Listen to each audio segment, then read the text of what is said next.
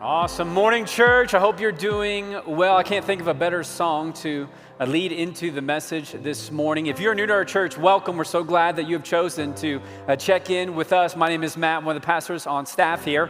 And we're going to be jumping into essentially week 2 of just a 2-part series that Sean, our lead pastor, started last week entitled Winning.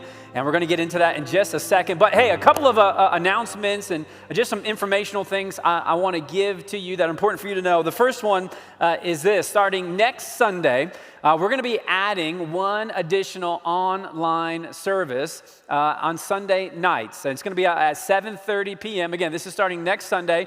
In fact, I was just chatting with somebody right before the service who said, man, I can't connect with you this morning. I'm bummed out. And I actually got to say, well, hey, starting next week, if you've got to work in the morning, or if you're a mom or dad, or your family has got a lot of little kids running around, it would be a little bit easier for you to engage with the service.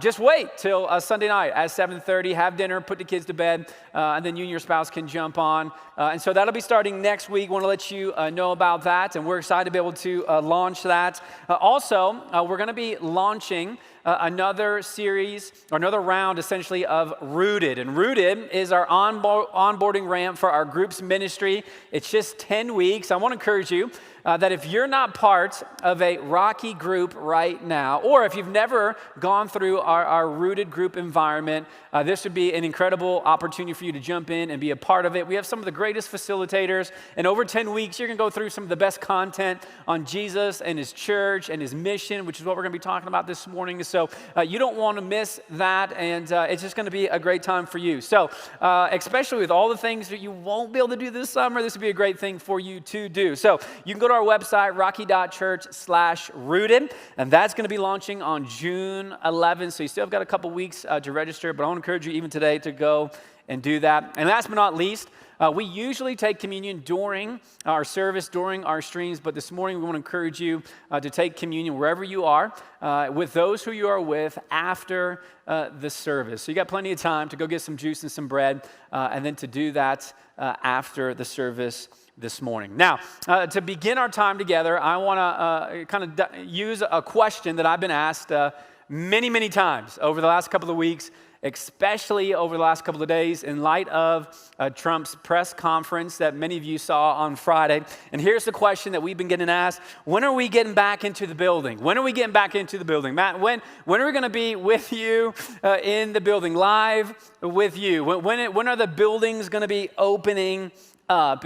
And here's what I want to say, and for some of you, this is like, oh, of course, this is what he's going to say, but this is really what we want to say, that we, as church leadership, we are working on and then here's the 2 key words, a safe and wise re-entry plan. That's what we're working on, a very wise and safe re-entry plan. So here's what that means. Even in light of Trump's press conference on Friday, our governor is going to be giving an update probably this week. Our current Safer at Home order expires this Tuesday, and so we want to take a couple of days to see what our governor is going to say and what his team is going to be launching this week, all the suggestions that are going to be coming from him. So we want to wait on that before we get too far down the road with some of our next steps.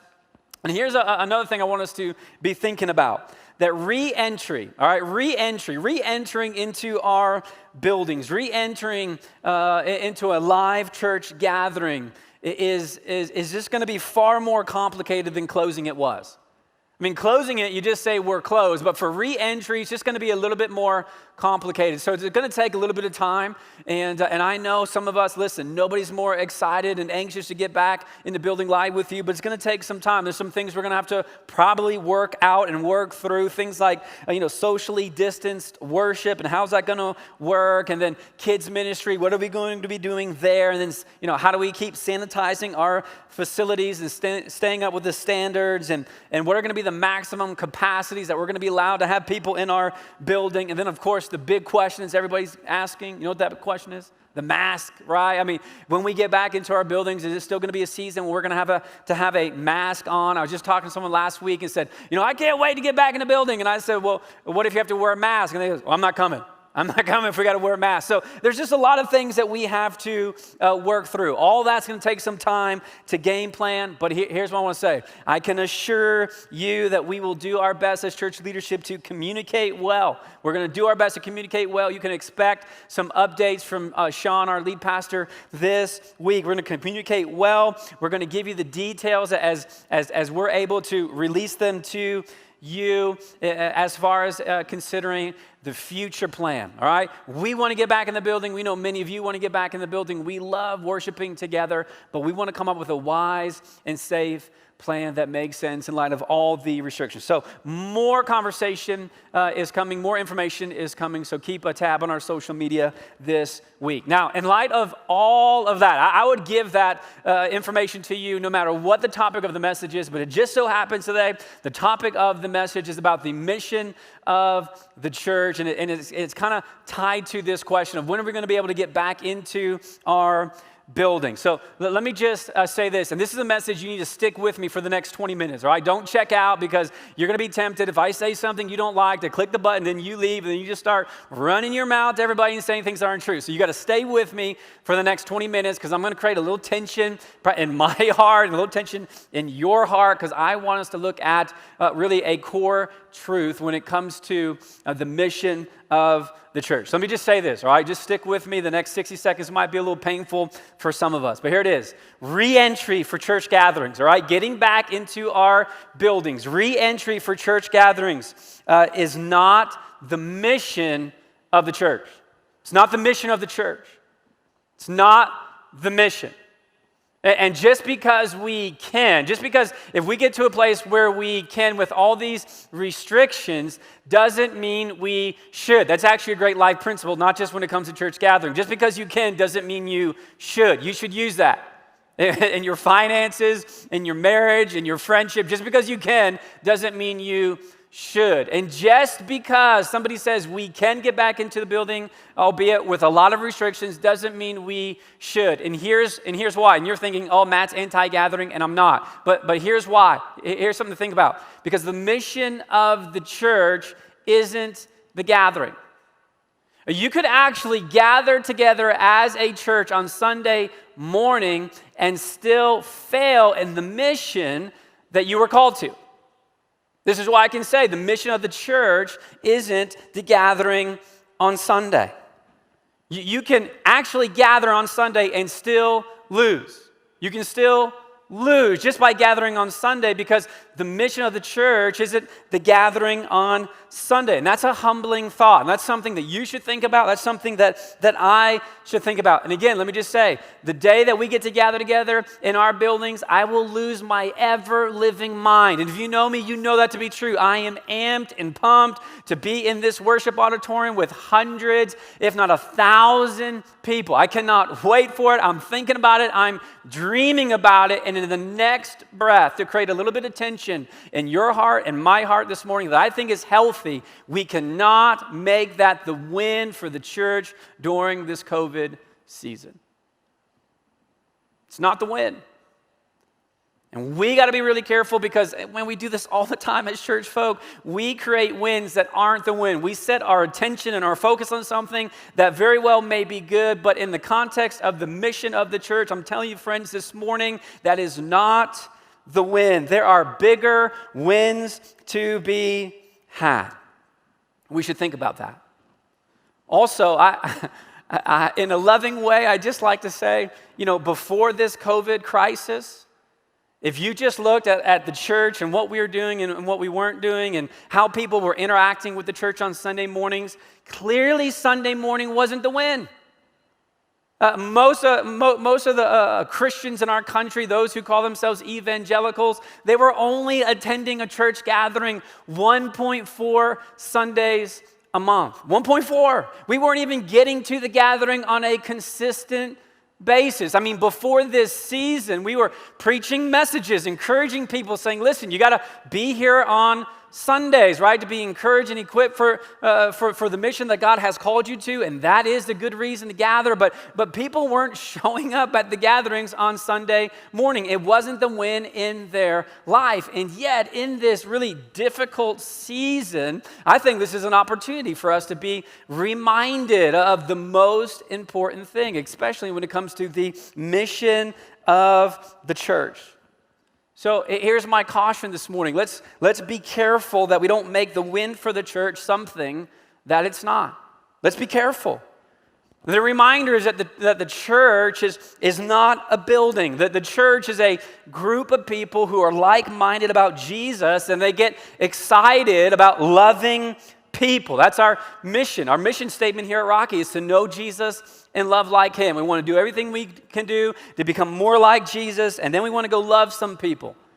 And most churches are going to have some kind of mission statement like that. It comes out from Matthew 28. Jesus is about to ascend into heaven. He says to his disciples, listen, I want you to go, and I want you to make more disciples. I want you to go and tell people what you have seen. I want you to baptize people. I want you to love people and serve people. That's what I want you to go do. And Jesus, over and over again, before he will be crucified, gets in front of his disciples, John 13, John 15, and he says to them, here's what I want you to do. I got something brand new for you. I want you to go gain influence in this world by loving people. Loving people. You can imagine that moment as he's talking to his disciples and he's looking at his guys. He's going, Matthew, you remember you were a tax collector. I remember. And Jesus goes, and I loved you, didn't I? And he goes, yeah. And he goes, now I want you to go love people. Peter, you were a fisherman. You remember that? You weren't even a very good fisherman. You remember Peter? Peter goes, yeah, I remember. Jesus goes, I loved you. Peter goes, I know. Then Jesus says, now I want you to go love people. He reminds his guys over and over and over again, here's the mission of the church, this movement. The church is not a destination. The church is not a building. The church is a group of people that are like-minded about Jesus, and they get excited in how they love. Not just one another, but loving people who are far different than them. Loving people who are far from God. And here's what I know. I've been in full-time ministry now for about 16 years, and it only took me a week in full-time ministry to realize that the church, we are experts at making the method the mission. We're experts at it. We're experts at taking programming and ministries, and we make these things the mission. We make these things the most important things instead of holding on to them lightly and going, no, this is just a method. This is just a way. And instead of being okay with those things changing, we grab onto them and we hold on to them. We go, no, this is the only way to do ministry. This is it. This program, this style of service, this kind of music, this way of gathering, this is the only way. I'm telling you, friends, we are experts at making the method the mission. We are experts at coming to a conclusion that the only way the church can gather is actually in a physical building. And some of you are going, see, he doesn't want to gather. I'm telling you, no, I cannot wait to gather with you in the flesh, face to face. But it's not the only way. And if in this season of ministry, if our eyes and our attention, our focus is only on that, then we will miss a great opportunity to see the kingdom expand. Church folk are great at making the method the mission. We're great at it. Here's something to think about. You know why Jesus got crucified? Why did Jesus get crucified? Well, because when he showed up, he began preaching change. I mean, two of the largest changes. He essentially shows up and he goes, guys, we're changing up the method. This is going to be different. And the two biggest changes he brought to the method, he said, one, listen, the gospel, the story of really who I am is not just for the Jew, it is now for the Gentile. Big change. The gospel is for everybody. The Jews freaked out. They just freaked out. They didn't like it. Second biggest change, he said God is no longer, his presence, the presence of God will no longer be bound to the temple, which was a huge rhythm in Jewish culture. And Jesus goes, no, it's not how it's going to work anymore. God is actually going to live inside of you. You see this narrative over and over again. John 4, with the woman at the well, he actually says to the woman, woman, there's a day coming where you won't be bound just to worship God on that hill. You'll be able to worship him everywhere. And God is on the lookout for his true worshipers, not just ones that are going through the motions, but woman, the day is coming. There's a day coming where God's presence will not be bound in the temple. I'm changing things. And it got him murdered. Got him crucified. You want to know why? Because church people are not fans when it comes to changing the method. We like how things are. We like how things were. And most of us, not all of us, but most of us will resist the change. And the reason why we will resist the change, because in our methods, most of the times, we are not thinking about people who are far from God, but we are thinking about ourselves and what we like and what we prefer and what we think church should look like and how church should act and what church should do. Most of those things, most of our opinions in those things come from our bias of what we like and what works best for us. Think about this morning. If Jesus wouldn't bring change with him when he came down to this earth, we wouldn't be gathering this morning via technology, and you wouldn't be watching this stream, because odds are you're not a Jew, and we're surely not in a temple. We're not meeting in a synagogue this morning. And so if Jesus didn't come with the change, we wouldn't even be here this morning. And this is the tension the early church wrestled with. I mean, look at this. This is Ephesians chapter 2, verse 19. This is Paul who he is the pioneer for this change. Even after Jesus came and said, listen, the gospel is for everyone, it was 40 years later till even Peter came to the realization, the gospel is even for the Gentile. It was such a difficult change for them. And Paul, he really comes on the scene. He drives this initiative for the gospel for all. And he's writing back to the church in Ephesus. Look what he says, Ephesians 2, verse 19. Consequently, he's talking to Gentiles here. You are no longer foreigners and strangers. You're invited into the church now, but fellow citizens with God's people and also members of his household, built on the foundation of the apostles and the prophets, with Christ Jesus himself as the chief cornerstone. I love the building analogy here because it fits for us this morning. Verse 21. In who? In Jesus. In Jesus, the whole building is joined together. See, we have something in common. It's Jesus. He brings us together. It doesn't matter where you come from or your background. Jesus brings us together and rises to become, look at this, a holy temple to the Lord. He's talking about you, that if you believe in Jesus, that he actually lives inside of you through his Spirit. No longer bound by the temple. You are the temple now. Verse 22, and in him you two are being built together. Again, I love the building analogy. You're being built together to become a dwelling in which God lives by his Spirit. Jesus shows up and he goes, guys, things are changing. And the early church, the disciples, the guys who saw Jesus and walked with Jesus for 3 years, the guys who saw Jesus die and come back from the dead, didn't get the change. That's how resistant we are to the change. These guys saw a dead guy come back to life, and that guy said the gospel's for all, and it took the early church 40 years to get it. Change is tough. We oftentimes make our methods the mission. And you can read about these Jerusalem councils in the book of Acts, a group of church leaders that got to keep coming back together and going, okay, what is the most important thing? And somebody says, you know what the most important thing is? Circumcision. And some early church leaders go, wait a minute, that doesn't fit with what Jesus said. And some guys come back in and they go, you know what's the most important thing? That we keep reaching the Jews. And somebody goes, no. Jesus said that this is for all. And they got to keep reminding themselves of the mission. And that's what I want to do this morning. I want to remind you of the mission. The mission of the church is to make disciples and to love people. The methods can change. They can change. 2 months ago, like many of you, I went to the store to pick up, the grocery store to pick up some things that my family needed. And like you, I wasn't able to find toilet paper.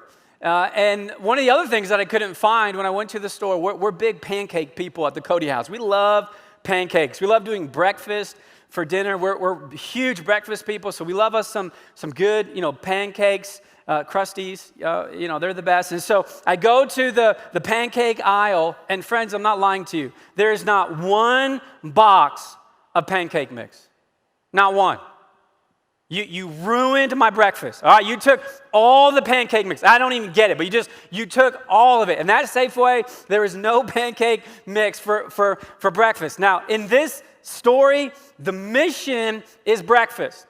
The mission is breakfast. The method that I use to accomplish the mission, which is breakfast, is pancake mix, right? But it wasn't there. No pancake mix. There was one box, and you know what it was? For crepes. For crepes. And I was so discouraged because I'm not a huge fan of crepes. The crepes that I've had, I don't even know how to make crepes. So there's only one box, and it was just crepe mix. And so I said, okay, what the heck? I got to come home with something because we're doing breakfast. And so I got that crepe box. And let me tell you, 8 weeks later, the Cote fans, we could care less about pancakes. Because crepes are the best. They're the best. They are the best. I mean, you can put anything on them. You can put fruit on them. You can put syrup on them. You can put whipped cream on them. I mean, you can put anything on crepes. They taste so good. If you'd go to my house this morning and you'd ask my kids, would you rather have pancakes or crepes? They would say crepes. And the only reason that we got to the box of crepes is because we had to change our method because the mission was breakfast. Here's just a thought. What if in this COVID season, one of the things that God is trying to do in and through the local church is to get our attention on maybe a different method to accomplish the mission? What if this is a reset for the church? We just can't go back and do how we did it before. Why? Because all the pancake mix is gone. And what if this is an opportunity for us to discover something better? Something better that 8 weeks ago we would have pushed back against because we still would have had what we normally have. What if there's a new normal that's coming that's far better than how the church functioned even just 3 months ago?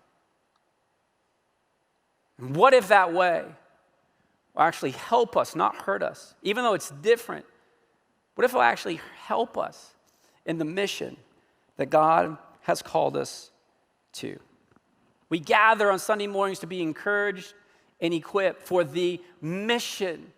We gather to high-five it up and to hug each other and to set our affections upon Jesus, to remind ourselves, oh yeah, the most important thing in our life is Jesus. Oh yeah, I didn't save myself. I couldn't work for my salvation. I didn't earn it. I simply came to a conclusion that I needed it, and Jesus did all the work for me on my behalf. Oh yeah, I forgot. Oh yeah, I forgot that this week the most important thing isn't my stuff. It isn't my money. Oh yeah, I forgot that the most important thing is Jesus. And so we rally together as the church, doing life with one another, going, don't forget the most important thing.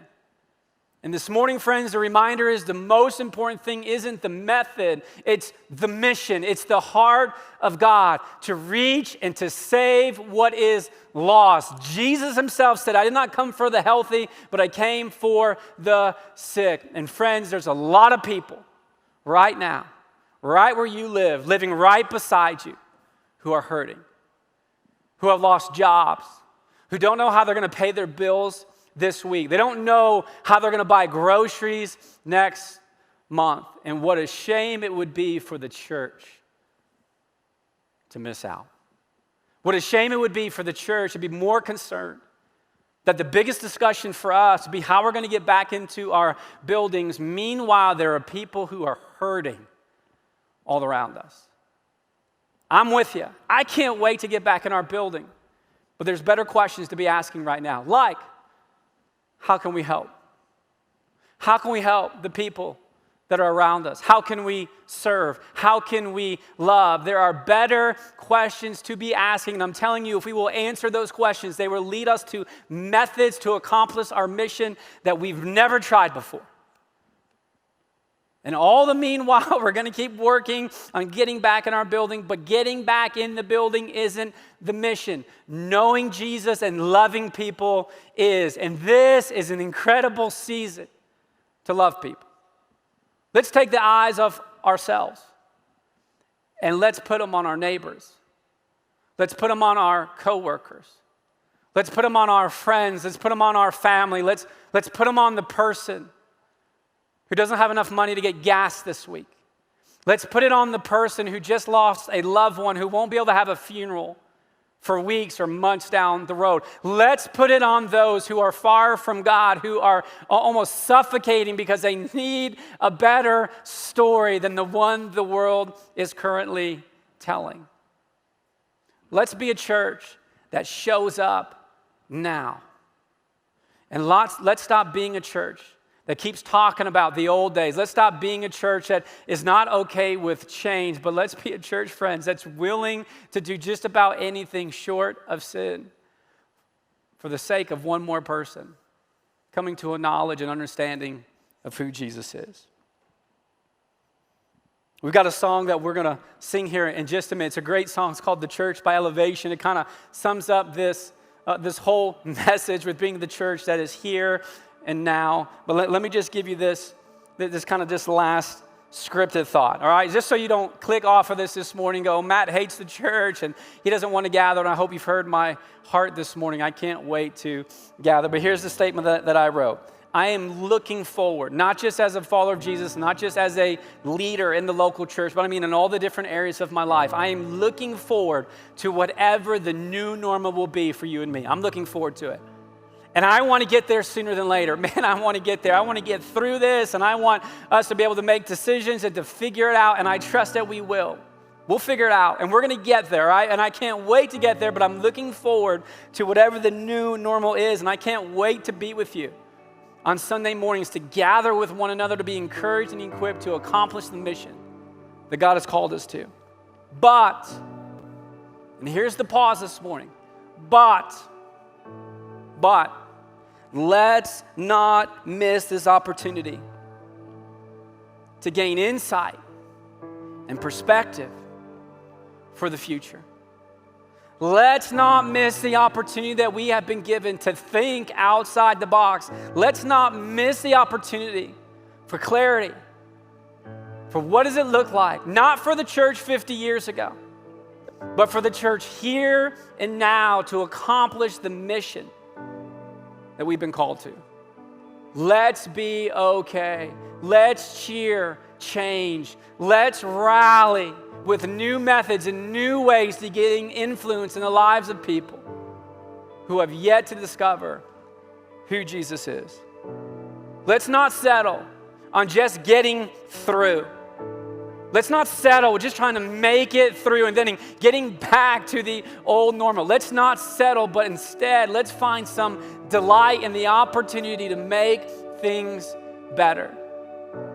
That whatever the new normal is, that we're going to kind of rally and slap hands and get together and go, we're going to make this better. We've had time and we've gained perspective. And oh yeah, we remember that the most important thing is Jesus.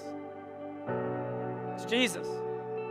And we're okay with adjusting the method. We're okay with doing things we've never done before. We're okay with changing up some rhythms for the sake of just one more coming to a conclusion of who Jesus is. We're okay with viewing people as Jesus views people. Let's be the church for the here and for the now. Let's be the church for people that are just discovering this brand new story because they clicked and they watched a stream 10 weeks ago, who have never stepped into a church building, but are beginning to see there's something more. Let's be a church on the move. Let's be a church that will rise to the occasion, not just to get through, but to be better for it. Let me pray for us this morning. Father, this is not our church. This is your church. This is the vehicle that you have chosen and are using to reach people with the story of who your Son is. And I pray, as just one of your followers, indwelt by your Spirit, literally a walking temple, that I wouldn't get in the way of the mission. That I'll take all my preferences, and all the ways that I think that work best for me in the context of how I think church should go, and I would put them aside. And maybe even just this morning for a couple of minutes, focus on a world who is far from you. That your church would rally, that our church would desire and have this fire inside of them, even just to gather on Sunday mornings together, not to stick it to our government or to prove something, but to simply go, we got to get reminded again and again and again how awesome Jesus is, because without him, we would be lost. And so what are we going to do, church? What are we going to do to make sure that we live a life worthy of knowing that story? We'll do anything. We'll do anything. We'll change up anything to accomplish the mission. Father, that's our heart this morning. Challenge us. Challenge us and search us this morning for anything that goes against your heart and your will for this church. And we pray all of this in the name of your Son, who changed the game 2,000 years ago. Which is why we're here. It's why we're singing. It's why we're receiving your preaching this morning. It's in his name. It's his name that we pray. Amen.